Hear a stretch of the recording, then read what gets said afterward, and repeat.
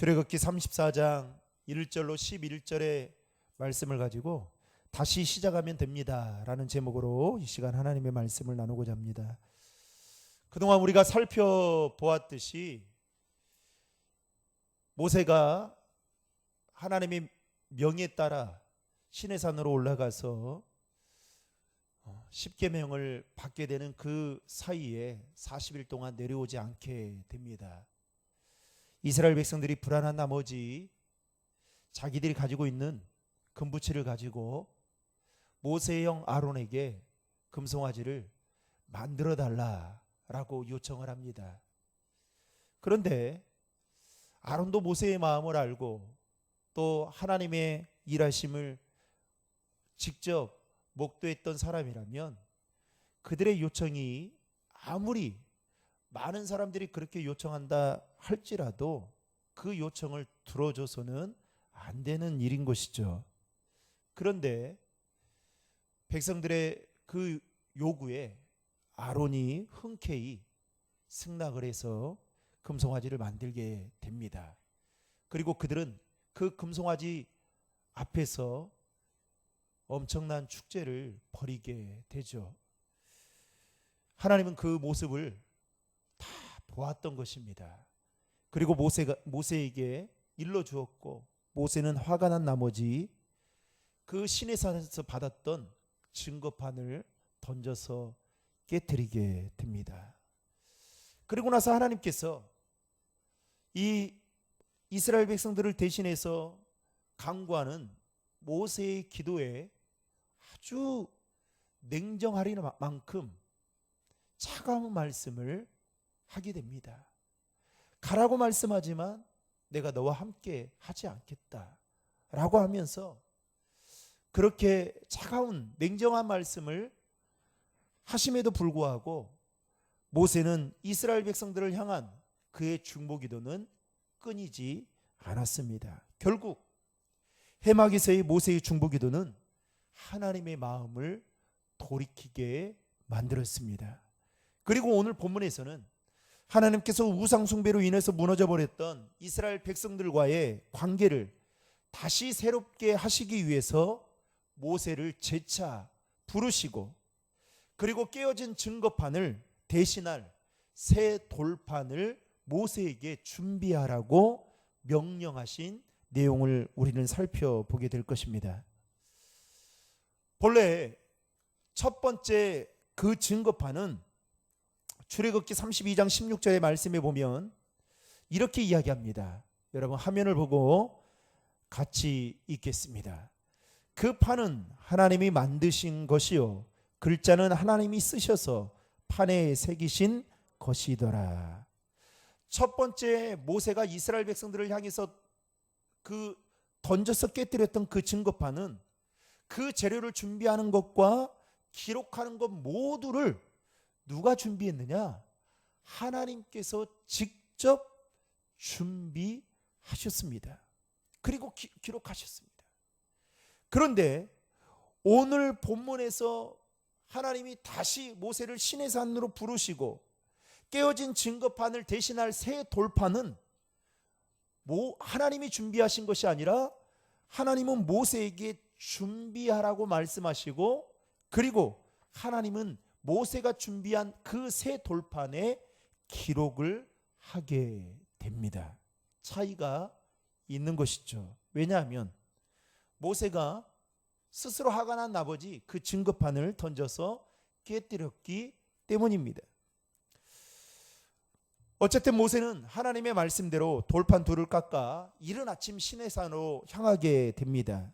그런데 하나님은 네가 시내산으로 올라올 때에 사람은 물론 짐승도 보여서는 안 된다라는 말씀을 하고 모세 혼자 그 말씀에 따라 시내산으로 올라가게 됩니다. 모세가 시내산에 올라가게 되자 오늘 말씀에 보면 하나님의 영광이 구름 가운데 임재하였고 그리고 거기서 하나님은 제일 먼저 여호와의 이름을 선포하였다라고 말씀하고 있습니다.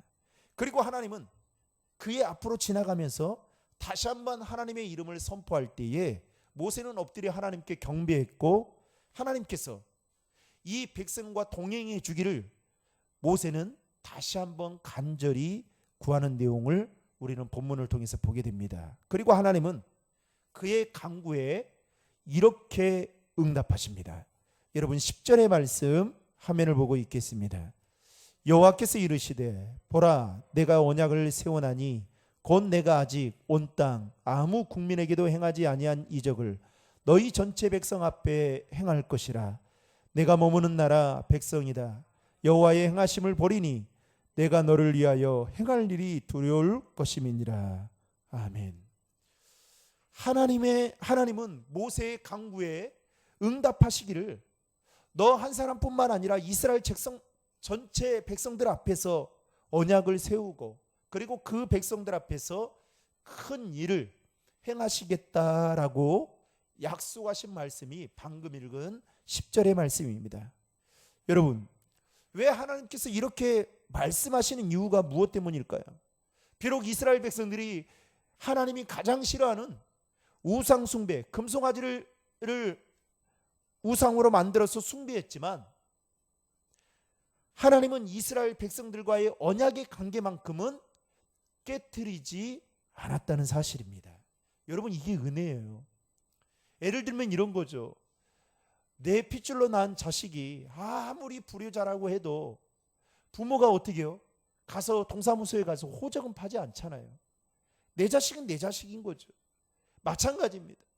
하나님도 이스라엘 백성들이 그동안 그들이 걸어왔던 그 광야에서의 여정을 돌이켜보면 전적인 하나님의 은혜였어요. 그들이 잘나서도 아니었고 그들이 똑똑해서도 아니었고 그들이 수고하고 그들이 노력해서 여기까지 온 것이 아니라 하나님의 돌보심과 하나님의 인도하심 때문에 이들이 여기까지 오게 된 겁니다. 그런데 그 마음은 온데간데 없고 그 마음을 알아주면 좋겠건만 하나님이 가장 싫어하는 교만의 상징이라고 말할 수 있는 우상을 만들어서 섬기는 그 이스라엘 백성들의 모습을 볼 때 하나님이 어떻게 해요? 정말 기가 찼을 거란 말이죠.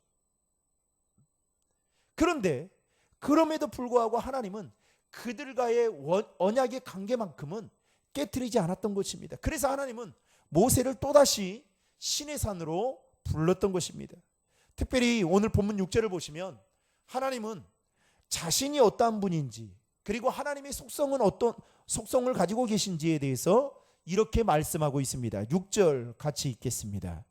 여호와께서 그의 앞으로 지나시며 선포하시되 여호와라 여호와라 자비롭고 은혜롭고 노하기를 더디하고 인자와 진실이 많은 하나님이라. 아멘. 이 말을 쉽게 풀어보면 이런 겁니다. 하나님은 자비가 필요한 자들에게는 자비를 주고 은혜가 필요한 자들에게는 은혜를 베푸시고 사랑이 필요한 자에게는 사랑을 주시는 인자하신 하나님이시다라는 것을 말씀하고 있습니다. 그렇기 때문에 지금 이스라엘 백성들이 엄청난 죄를 짓고 그것 때문에 3,000명의 사람들은 사실 죽기는 했지만 그럼에도 불구하고 하나님의 사랑은 여전히 남아 있었던 것이죠. 여러분, TV에 나오는 광고들을 보면 참 사람의 마음을 현혹시킬 만큼 우리의 마음을 빼앗길 정도로 그럴싸하게 선전들을 합니다. 예를 들어 보면 상처난 곳에 바르는 후시된 약이 있지 않습니까? 근데 그 약을 바르면 이장이 생긴 염증까지도 다 치료가 될 기세를 가지고 선전을 하기도 하고요. 또 약 한 알만 먹으면 불면증에 시달리는데 이 약 하나면 다 해결된다. 그런 의도를 가지고 마치 이 약 하나면 우리의 내가 고민하고 있는 모든 문제들이 육신의 문제들이 다 해결될 것처럼 그럴싸하게 선전을 합니다. 그런데 여러분, 불면증 약을 드셔보신 분들은 아시겠지만 고작 자야 3-4시간이에요. 길어야 5시간입니다. 그렇게 길게 자지 못해요. 화장품도 마찬가지죠. 뭐 요즘 우리나라 화장품 얼마나 잘 만듭니까? 그래서 외국에서 뭐 동남아에 있는 사람들이 우리나라에 들어오면 그 화장품을 싹쓸이 해간다 하잖아요. 그렇게 잘 만들어요. 이 미백 화장품 하나만 바르면 금방 잡티도 다 보이지 않고 연예인처럼 이뻐질 것이다라고 그렇게 선전을 합니다. 그래서 그 말이 현혹되어서 사죠. 저도 예전에 뭐 보니까 옛날에 입술에만 발랐던 그 립스틱 종류가 최근에는 얼굴에도 바르고 목에도 바르고 막 주름살 펴준다고 바르고, 그래서 그게 좋은가 싶어가지고 집사람 하나 사줬어요. 사줬더니 몇 번 바르고 안 바르더라고요. 그래서 어디 있냐고 그랬더니 모르겠대요.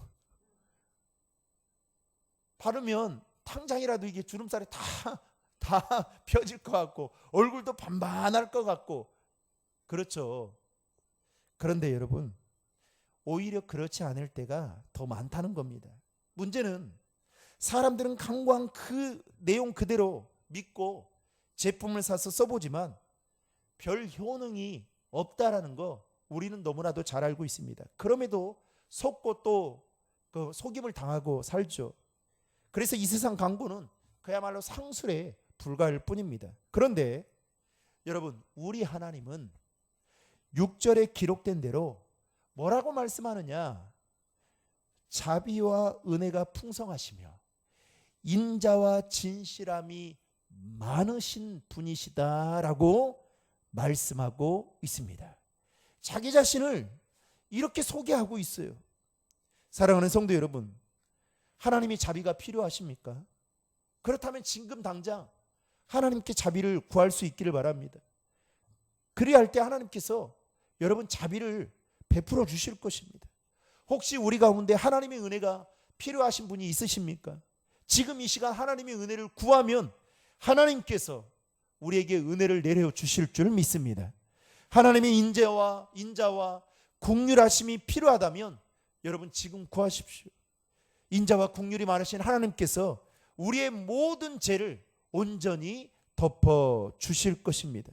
그러나 우리가 기억해야 될 것은 이러한 하나님의 속성, 자비와 은혜, 인자와 진실함이 많으신 그 하나님의 속성을 하나님은 가지고 있지만 또 한 가지 우리가 기억해야 될 것은 하나님은 7절 말씀에 보면 심판하시는 분이시다라고 말씀하고 있습니다. 7절을 화면을 보고 다 함께 읽겠습니다.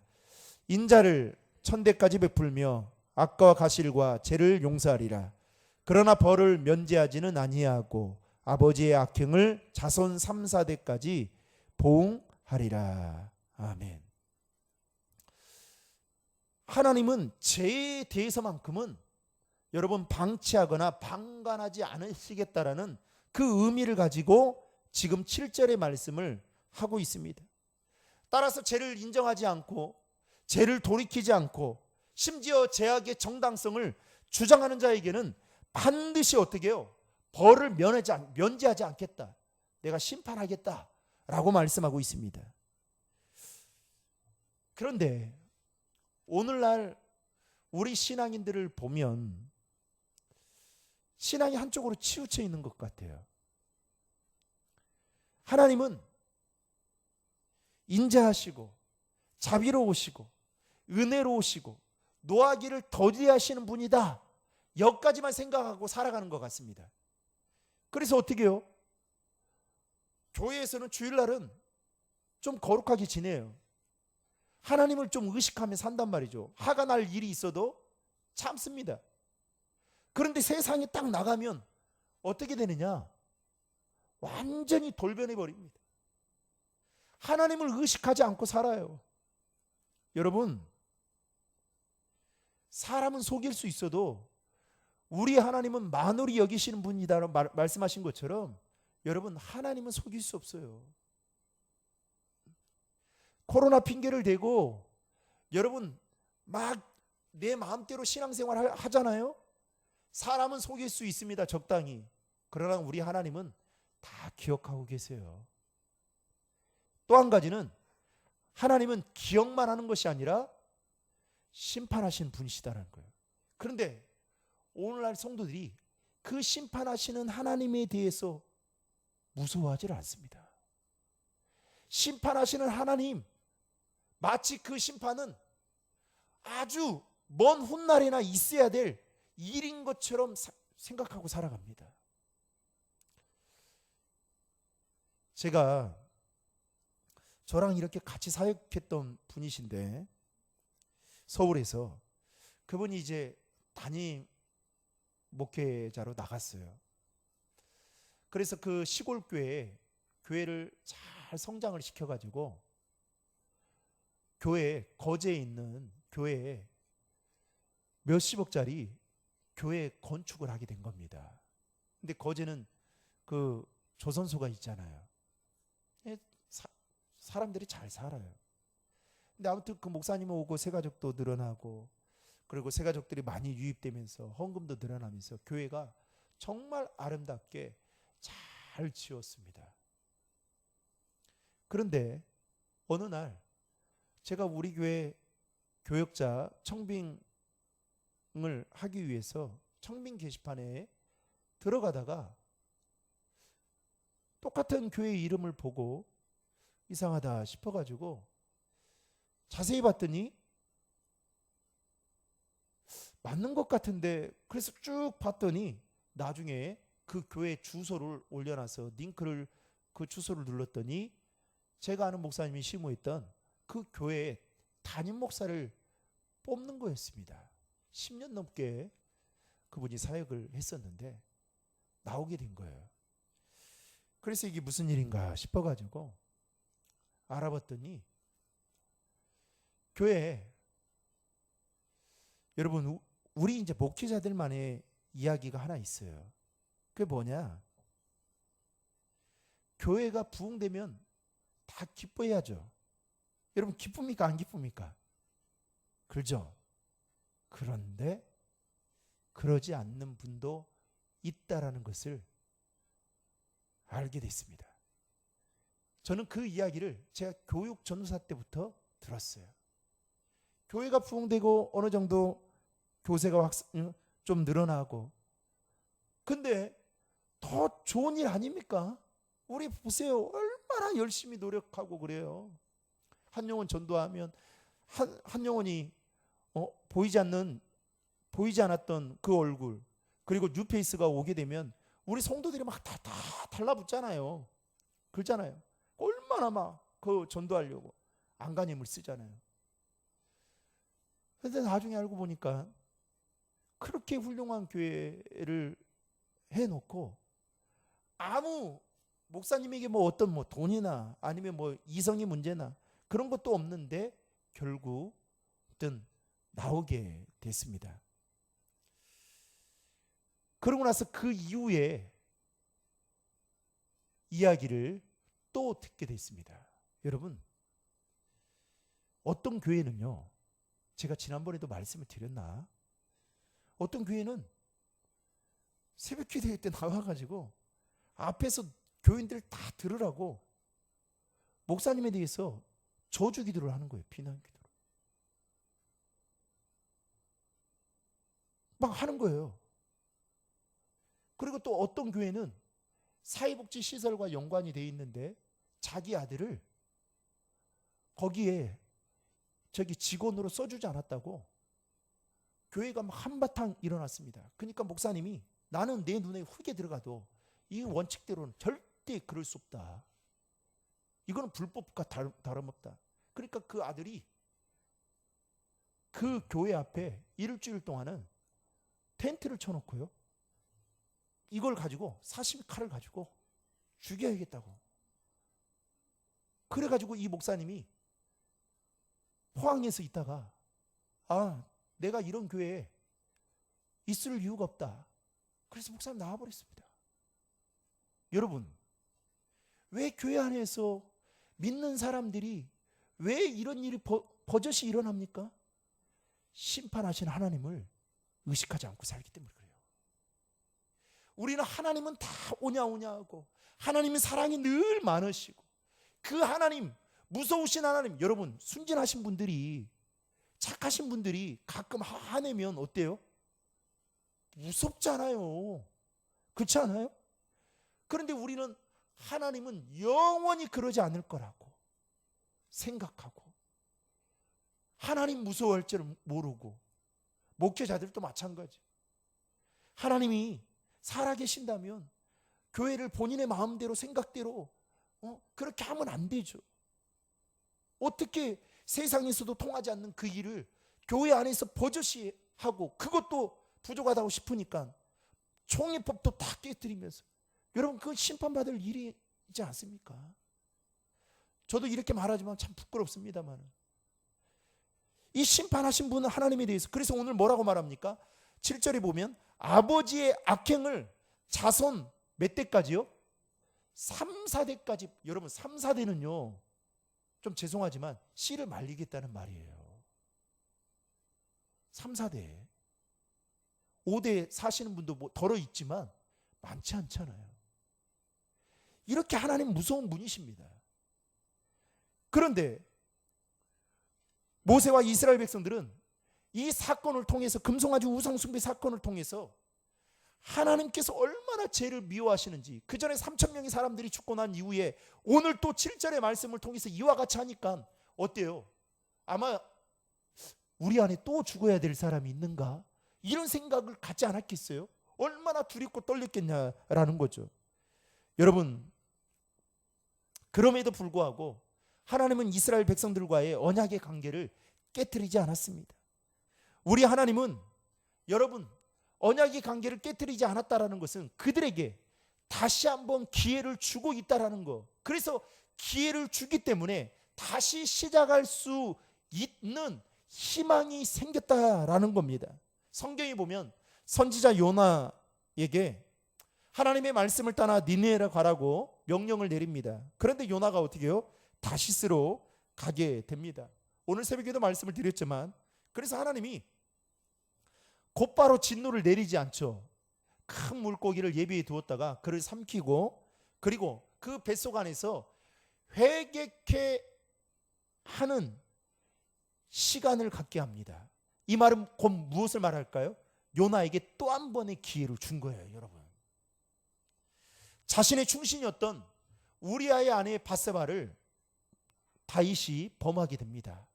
그리고 완전 범죄를 위해서 그를 죽이게 되죠. 죽이면 모든 것이 다 감추어질 수 있을 거라고 다윗은 생각했습니다. 그런데 하나님은 나단 선지자를 통해서 다윗의 죄를 지적을 하게 합니다. 그리고 회개하게 만들어요. 그래서 시편에 보면 다윗이 나단 선지자의 지적을 받고 눈물을 흘리면서 얼마나 흘려댔던지 침상을 띄울 정도로 회개의 시간을 갖습니다. 여러분, 무엇을 말할까요? 다윗에게도 또 한 번의 기회를 주고 있다라는 겁니다. 이스라엘이 여리고성 정복을 위해서 아말렉과의 싸움을 하기 전에 하나님은 그들의 것을 절대로 취해서는 안 된다라고 말을 합니다. 그런데 아간이 보니까 그들이 가지고 있는 것들이 너무 기름진 것과 좋은 것들이 자기 눈에 볼 때 많은 거예요. 그래서 숨기게 되죠. 그래서 하나님이 어떻게 합니까? 제비 뽑기를 통해서, 여러분 어떻게 제비를 뽑는데 뽑고 하는데 아간이 나오겠어요? 한번 뽑으면 압축이 되잖아요. 또 뽑을 때 또 압축이 되고, 그러면 아간의 마음이 어떻게 해요? 찔려야 되는 거 아니겠어요? 그러면 어떻게 해요? 그 시간들이 있잖아요. 결국 하나님은 어떻게 해요? 제비 뽑기를 통해서도 아간에게 기회를 주는 것을 보게 됩니다. 예수님은 제자들과 마지막 만찬을 하시면서 가룟 유다를 일컬어서 이렇게 말합니다. 나와 함께 손을 넣는 자가 나를 팔 것이다. 이 말을 들었을 때 가룟 유다가 나다라는 걸 알았을까요? 몰랐을까요? 알았어요. 그러면 양심에 찔려요. 그러면 어떻게 합니까? 내가 회개할 수 있는 기회이다라고 생각하고 그 기회를 붙잡아야 되는 거 아니겠습니까? 그런데 성경에 보면 하나님께서 이와 같은 주신 그 기회들을 잘 붙잡아서 하나님께 쓰임받았던 다윗과 같은 사람이 있는 반면에 반대로 하나님이 주신 그 기회를 붙잡지 못해서 결국은 하나님과 무관하게 인생을 마쳤던 가룟 유다와 같은 사람들이 성경에는 있다라는 겁니다. 사랑하는 성도 여러분, 저와 여러분은 언제든지 죄로 인해서 넘어질 수 있는 가능성이 너무나도 많은 사람들입니다. 그러나 하나님은 그때그때마다 우리에게 또다시 기회를 주십니다. 그때 우리는 그 기회를 잘 붙잡아야 돼요. 이런 이야기가 있습니다. 하루는 닭과 개와 돼지가 하나님께 와서 따집니다. 하나님, 왜 우리를 이렇게 못생긴 동물로 만들어 놓았습니까? 라고 하면서 막 따져요. 그러니까 하나님께서 기가 찬 거예요. 응? 내가 너희들 만들었는데 못생겼다고? 그래가지고 하나님께서 이 닭과 개와 돼지에게 내가 너희들이 1년 동안 인간 세상에 내려가서 열심히 봉사하고 그리고 의미 있는 삶을 살면 너희의 소원대로 너희 소원 하나씩을 내가 들어주겠다라고 약속을 합니다. 그리고 닭과 개와 돼지가 인간 세상으로 내려가게 됩니다. 그리고 어느덧 1년의 시간이 지났습니다. 닭과 개와 돼지가 하나님께 와서 한 사람 그 차례대로 보고를 이제 올리게 됩니다. 먼저 닭이 보고합니다. 하나님, 제가 1년 동안 세상에 가보니까 세상 사람들이 열심히 일을 하긴 하는데 시간을 몰라가지고 애를 먹고 있습니다. 그래서 저는 매일 새벽마다 꼬끼우 하면서 그 새벽 시간을 사람들에게 알려주었습니다. 그러니까 하나님이 이 닭의 보고를 받고 너무 기뻐가지고 그에게 상으로 벼슬을 주었습니다. 닭벼슬을. 그래서 그 후부터 닭이 상으로 받은 벼슬을 항상 지금까지 달고 자랑하면서 그렇게 살고 있습니다. 두 번째로 개가 와서 하나님께 보고합니다. 하나님, 제가 인간 세상에 내려가서 1년 동안 살다 보니 이 인간 세상에 도둑이 너무나도 많습니다. 그래서 제가 볼 때 조금만 이상한 사람이다라고 감지가 되면 큰 소리로 힘을 내서 월월 하면서 짖었습니다. 그래서 그 주인의 집을 지켜주었습니다 라고 개가 보고했습니다. 개의 보고를 받은 하나님께서 기쁜 나머지 그 전에는 저는 맞는 말인지는 모르겠지만은요, 개의 다리가 3개였는데 4개를 줘가지고 개가 하나의 선물을 받아서 4다리로 다니면서 용변을 볼 때마다 그동안에는 용변을 본 게 묻었는데 이제는 한 다리를 들을 수 있을 정도로 그렇게 용변을 보게 되었다라고 합니다. 그리고 마지막으로 돼지가 와서 하나님께 보고합니다. 하나님, 제가 인간 세상에 가서 살아보니 세상에 참 할 일이 없습니다. 그래서 저는 매일매일 먹고 자고 놀고 그러다가 이렇게 왔습니다. 돼지 이야기를 들은 하나님이 화가 난 나머지 천사들에게 명령을 내렸습니다. 저 돼지의 주둥이를 잘라 다시 인간 세계로 보내거라. 그래서 하나님의 말씀에 따라 천사들이 돼지의 주둥이를 잘라버렸습니다. 그러면서 돼지의 주둥이가 없어지게 되면서 이제는 코와 입이 붙어가지고 뭘 먹을 때마다 숨이 막혀가지고 꿀꿀꿀 했다라는 우스운 이야기가 있습니다. 여러분, 이 이야기가 우리에게 주는 교훈 하나가 있습니다. 그게 뭘까요? 우리 인생에서 기회가 주어졌을 때 그 기회를 잘 붙잡아야만 그 기회를 붙잡고 최선을 다하게 될 때 우리의 삶에 놀라운 변화가 있다는 사실입니다. 그래서 어쩌면 하나님이 우리에게 2023년 새해를 주신 것은 여러분 세상을 바라보면 진짜 제가 지난주에도 말씀드렸지만 혼용무도와 같잖아요. 어둡고 막막하고. 여러분 새해가 됐는데 나아진 게 있습니까?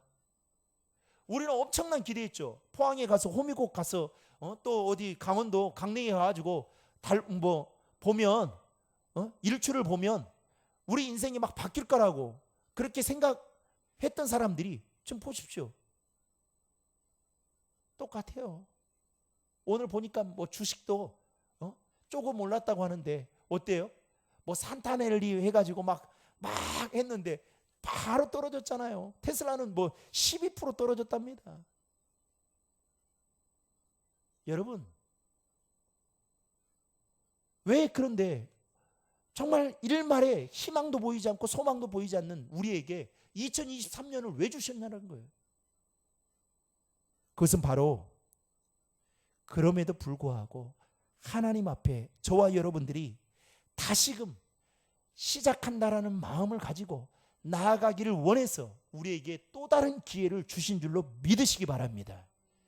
여러분 내가 아무리 건강을 챙겨도요, 여러분 하나님이 지켜주지 않으면 우리는 하루도 살 수 없어요. 제가 새벽에도 말씀을 드렸지만 오늘 제가 우연찮게 뭐 이렇게 새벽 예배 드리고 나서 조금 이것저것 뭐 이렇게 설교 준비도 하고 막 그러다가 유튜브를 딱 봤더니 구로제일교회 장례 예배를 드리고 있더라고요. 그 목사님 마지막 장례 예배. 그래서 우리 시찰에 목사님들이 다 가가지고 순서를 다 맡았더라고요. 보니까 참 마음이 참 좋지 않았습니다. 아무리 육신의 장례 절차에 따라 막 순서도 많이 가졌더라고요. 보니까 순서도 많이 가졌어요. 뭐 신도교회 목사님도 오고 막 다 왔더라고요. 보니까. 근데 참 마음이 안 좋았습니다. 여러분 그럼에도 불구하고 하나님 우리에게 새해를 허락해 주신 것은 바로 이것이 내가 하나님 앞에 더 영적으로 가까이 나아가고자 하는 기회이다 라고 생각하고 여러분 다시 시작하는 마음으로 하나님 앞에 나아갈 수 있기를 주님의 이름으로 축복합니다. 하나님은 이스라엘 백성들과의 깨어진 관계를 회복하기 위해서 다시금 모세를 부르시고 그리고 돌판에 다시 한번 하나님의 말씀을 새겨 주셨습니다. 그리고 그 말씀이 이스라엘 백성들의 앞으로의 삶의 큰 지표가 되는 말씀이었던 것이죠. 하나님은 저와 여러분이 믿고 있는 하나님은 자비와 은혜와 인자와 긍휼이 많으신 하나님이십니다.